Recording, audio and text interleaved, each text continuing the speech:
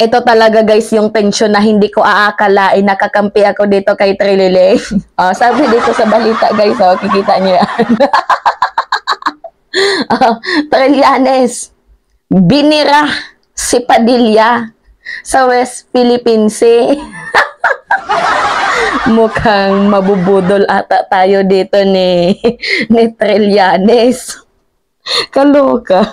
So anyway guys, totoo. May point talaga dito si Trillanes, just to be honest. May point siya kahit papano. And ngayon, for the first time in the history, mukhang ngayon ko siya papanigan at ngayon ko siya kakampihan. Good. Si Mima na budol. Alam ko namang may issue to si Trililing doon sa mga Chekwa long time ago. Pero anyway, dito tayo mag-focus sa matter na to. Ito, sa tension nila ni Utol Kong Hudlo. Anyway, sabi dito, pinasinungalingan ni dating Senador Antonio Sonyo Trillanes IV ang pahayag ni Senador Robin Padilla na noong panahon umano ng dating Pangulong Benigno Ninoy Aquino III, inangkin ng ibang bansang Scarborough Shoal. So ito kasi yung pinanggalingan dito ni Utol Kong Hudlom, guys. Yan, nakikita niyo yan, sa away nila ni Ronald Llamas. Yan. Diba kung matatandaan nyo, kinontent natin yan, yung Robin Padilla claps back at KSP Llamas sa panahon nyo na walang Scarborough Shoal. Kasi itong si Ronald Llamas ay advisor ata to ni Pinoy during their era. So, sinabi niya na ng panahon nyo nga, na wala Scarborough Shoal, tapos ngayon ka pa pumapapel, wag kang paepal. Yan ho yung sabi ni Robin Padilla kay Ronald Llamas, where in fact, wala naman hong basihan, walang factual basis yung accusation ni Robin Padilla dito kay Llamas. So, yun na nga, wala tayong magagawa dito kasi si Ronald Llamas, although kahit dilawan siya, yung thought niya, yung comment niya dito sa West Philippine Sea ay napaka-balance. So, yun ho yung isa sa nagustuhan ko sa kanya at wala tayong magagawa kasi political advisor yan. Nandun mismo yan siya sa isang segment interview. So, malamang maglalahad yan ng kanyang opinion, saloobin, nararamdaman, mga nakikita. So, nagalit ho si Utol Kong Hudlom kasi sinabihan siya ni Ronald Llamas na bago ka magsalita, mag-research ka muna. Meron nga akong video guys, papakita ko sa inyo, pero mga pahagip lang. Tanong niya na sa ating kasaysayan naman, hindi naman tayo inaabuso ng China. Hindi ko sinasabing sinungaling siya. Ang sinasabi ko lang ay ayusin niya yung kanyang mga pagsusuri, ayusin niya yung kanyang research, ayusin niya yung kanyang datos. No? Yung nakaraang 10 taon, ay bahagi na ng ating kasaysayan. Yeah. Anyway, wag na natin pahabain. Yan ho yung kinagalit ni Utol Kong Hudlom na pinagsabihan siya na mag-research ka muna. Kaya ang ganti niya, di ba sinabi niya tong post na to, isa patungkol lang sa pansin na to, lipas na ang panahon nyo at sa panahon nyo na walang Scarborough Shoal. Kaya wag po kayong pumapil sa panahon namin. Diyan ho, naglabas siya ng saloobin niya ng kanyang galit. So anyway, going back sa ating topic, ito na. Naloka na eksenang ganap. Sumali na si Trillanes sa usapin to kasi parang nadamay ba? So ito naman yung buwelta ni Trillanes. Nag-ugat ito sa programang Politiscope kung saan sinabi ni political analyst na dapat mag-research si Padilla tungkol sa territorial dispute sa China. Giit ni Robin sa panahon umano ni Llamas na dating Presidential Advisor for Political Affairs ni Pinoy na walang Scarborough Shoal. So, 'di ba, giit nga isa pa tong papansin na to. Yan, gumaganon pa siya. So, ngayon naman, hindi ito nagustuhan. Yung eksena na to, hindi nagustuhan ni Trililing. Trililing pa din ba yung tawag ni Mima kahit kumakampi ako siya sa kanya sa usaping West Philippines lang guys ha. So, hindi ito nagustuhan ni Trillanes ang pahayag ni Padilla at pinunto na walang nakapasok na barko at walang ipinatayong base sa China. Walang ipinatayong base ang China sa panahon ni Pinoy. Guys, totoo ho yun. Meron akong ipapakita sa inyo. Wait lang, basahin lang muna natin to. There are no Chinese ships inside Scarborough Shoal. There is no Chinese reclamation or base on Scarborough Shoal. So, kung titingnan umano, ang panahon ni Pinoy na ipasa ang Philippine Baseline Law, na siya ang pangunahing may akda para ipaglaban ang Scarborough Shoal. Gayon din ang pagpabor sa Pilipinas ng Arbitral Tribunal para palagan ang 9-dash line ng China sa West Philippine Sea. So ngayon guys, yung panibagong mapa ng China is 10-dash line na. Kaya nag-react na dito yung Vietnam, Japan, European Union. Halos madami na yung nag-react. So ngayon, ito yung isa sa patunay guys. Isa ito sa mga patunay. Yan, papakita ko sa inyo.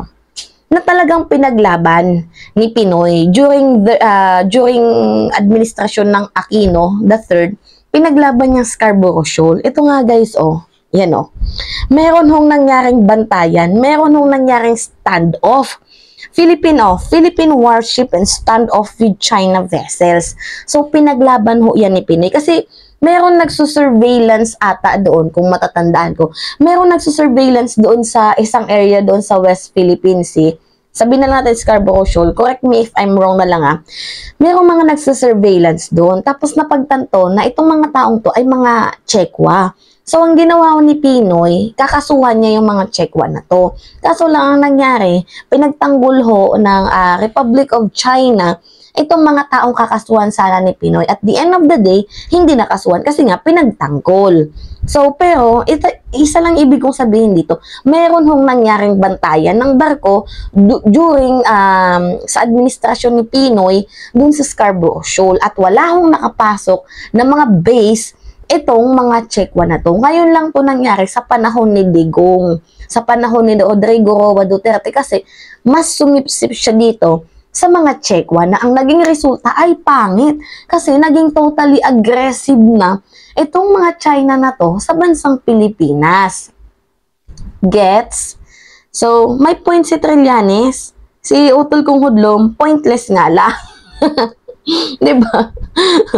Pointless nga lang. Okay. So if there is no physical occupation by China and there are much stronger legal Philippine claims, what is now the basis of repeated lie that we lost Scarborough Shoal during Pinoy admin? Wala. Giit ni Trillanes. Naghanap siya ng ng factual basis. Sige nga, utol kong udlong, maglabas ka ng ebidensya mo kung totoong nawala sa amin yung Scarborough Shoal during era namin. Wala namang maipakita. Pero ngayon, sa panahon ni Duterte, talagang wala na. Kahit sabihin natin atin yan, wala na. Kasi inangkin na totally nitong mga Chekwa na to. Palapit na nga sila sa bansang Pilipinas. At kung matatandaan nyo, di ba, sinira na nila ang coral reefs natin. At yung coral reef na yan, tinatambak-tambak din nila. Siguro nagtatayo na ata to ng island man-made reclamation. Kawawa nga kasi pera na naging bato pa doon sa Merecto Bank natin kasi ang laki ng ng ginastos pondo, 'di ba? Diyan sa sea oils at natural gases.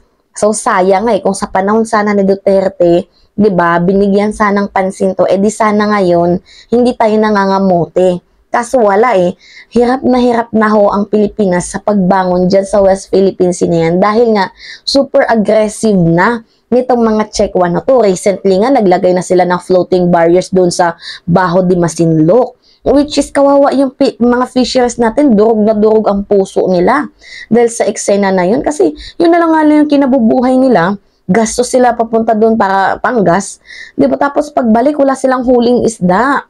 Kasi nga, aggressive na itong mga Chekwa na to. Anyway, napalayo na tayo sa topic.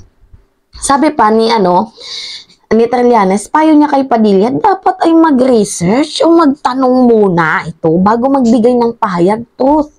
Alam nyo, sa ginagawa ni Robin Padilla, sa mga researcher or team ni Robin Padilla, parang useless lang yung binabayad sa inyo. Kasi at the end of the day, pinapahiya nyo si Robin Padilla Diba? Sino yung political advisor na Robin Padilla?